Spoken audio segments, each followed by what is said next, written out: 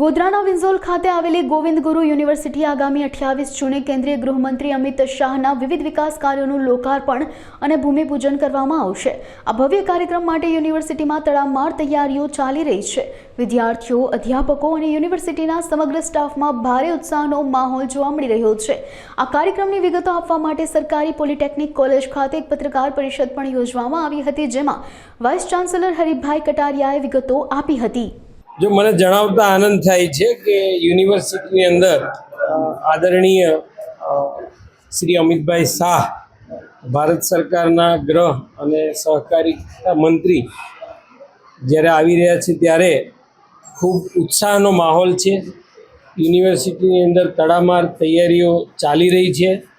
આદરણીય અમિતભાઈ શાહ સાહેબ અહીંયા જે આશરે 65 કરોડના ખર્ચે તૈયાર થયેલા વિવિધ પ્રકલ્પો એનું લોકાર્પણ, આ પ્રકલ્પોમાં 10 કરોડના ખર્ચે તૈયાર થયેલ સેન્ટર ઓફ એક્સેલન્સ, 15 કરોડના ખર્ચે બનેલ indoor multipurpose stadium sports complex, 12 કરોડના ખર્ચે બનેલ સિન્થેટિક ટ્રેક, ફૂટબોલ અને ક્રિકેટ ગ્રાઉન્ડ, 2 કરોડના ખર્ચે તૈયાર થયેલ કૃત્રિમ તળાવ અને વન વિભાગ દ્વારા નિર્મિત મિયાવાકી વન કવચ આનું લોકાર્પણ કરવા આવી રહ્યા છે। આ સાથે યુનિવર્સિટીના વિદ્યાર્થીઓ માટે સરકાર દ્વારા તાજેતરમાં ₹23 કરોડની ગ્રાન્ટ આપવામાં આવી છે।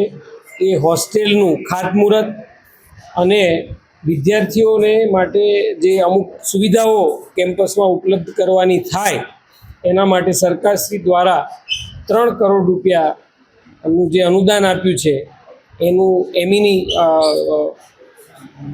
એમ્યુનિટી સેન્ટર એનું ભૂમિપૂજન માટે સાહેબ આવી રહ્યા છે।